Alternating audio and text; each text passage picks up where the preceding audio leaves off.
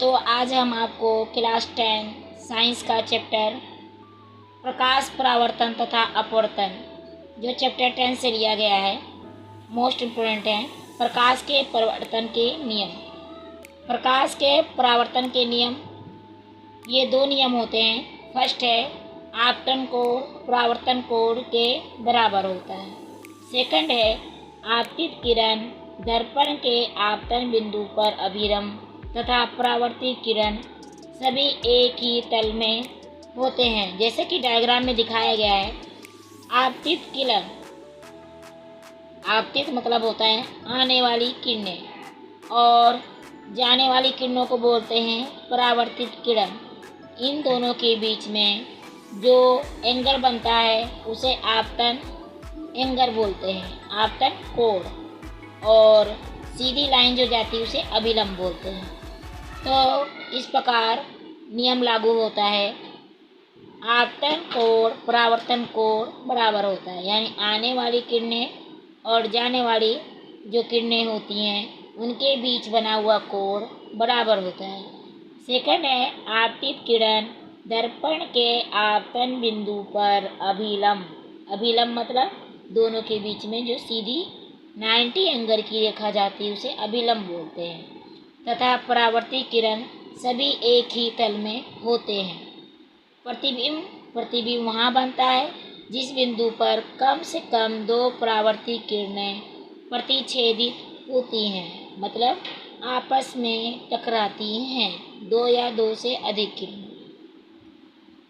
वास्तविक प्रतिबिंब और आभासी प्रतिबिंब, दो तरह के प्रतिबिंब होते हैं। एक होता है वास्तविक प्रतिबिंब, दूसरा होता है आभासी प्रतिबिंब। वास्तविक प्रतिबिंब क्या होता है?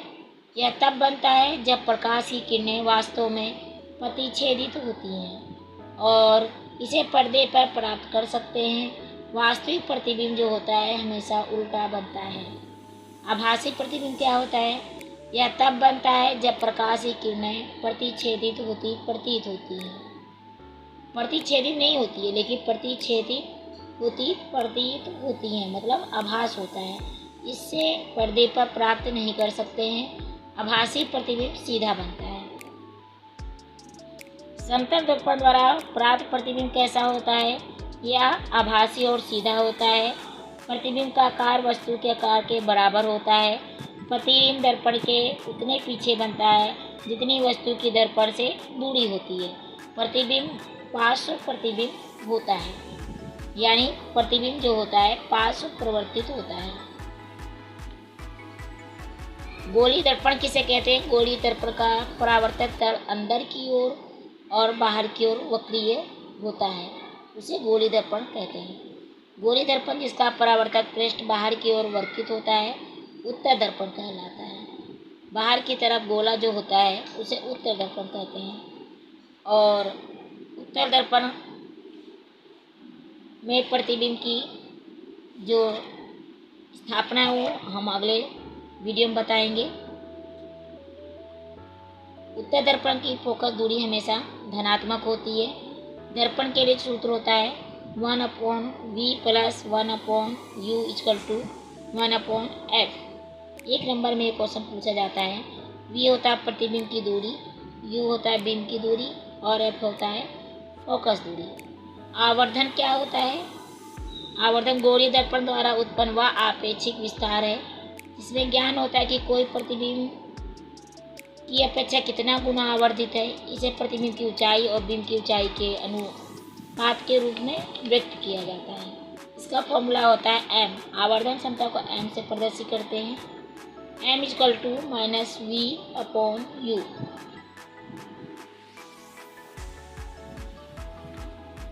प्रकाश का अपवर्तन, जब प्रकाश एक माध्यम से दूसरे माध्यम में तिरछा होकर जाता है तो दूसरे माध्यम में इसके संचरण की दिशा परिवर्तित हो जाती है। इस परिघटना को प्रकाश अपवर्तन कहते हैं।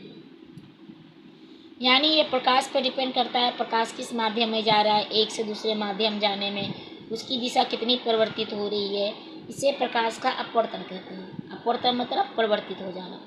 प्रकाश अपवर्तन के कुछ उदाहरण हैं, जैसे कि प्रकाश के अपवर्तन के कारण स्विमिंग पूल का तल वास्तविक स्थिति से स्थापित हो जाता है, प्रतीत होता है। सेकंड है, पानी में आंशिक रूप से डूबी हुई पेंसिल वायु या पानी के अंतरपृष्ठ पर टेढ़ी प्रतीत होती है। अगर किसी गिलास में पानी लो, उसमें पेंसिल डालो तो तुम ऊपर से देखोगे, जब पेंसिल डूब जाएगी तो पेंसिल हल्की सी टेढ़ी दिखेगी। इसे कहते हैं अपवर्तन। कांच के गिलास में पड़े नींबू वास्तविक आकार में बड़े प्रतीत होते हैं। नींबू को अगर गिलास में हम डालते हैं, छोटे नींबू को, तो उसका आकार बड़ा प्रतीत होता है। ये प्रकाश के अपवर्तन के कारण होता है। कागज पे लिखे शब्द गिलास स्लेब से देखने पर ऊपर उड़ते हुए प्रतीत होते हैं। कांच के आयताकार स्लेब का अपवर्तन। अपवर्तन के दो नियम होते हैं। फर्स्ट है आपतित किरण, अपवर्तित किरण तथा दोनों माध्यमों को पृथक करने वाले पृष्ठ के आपतन बिंदु पर अभिरम सभी एक ही तल पे होते हैं।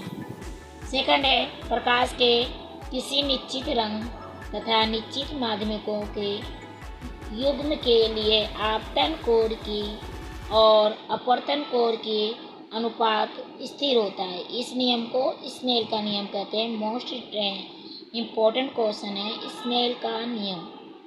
ये 2 नंबर में अधिकतर आता है, कभी कभी 1 नंबर में भी आता है।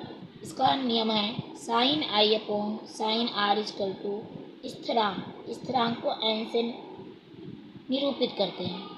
तो एन इक्वल टू होता है माध्यम फर्स्ट में प्रकाश की 4 अपॉन माध्यम सेकंड में प्रकाश की 4।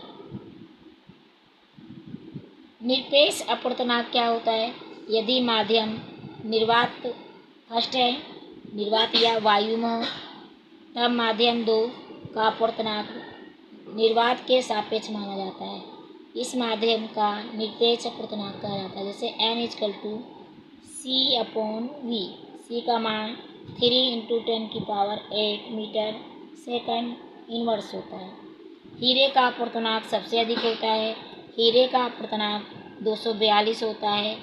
इसका अर्थ होता है कि प्रकाश की 4 1/242 गुणा कम है हीरे में निर्वात की अपेक्षा।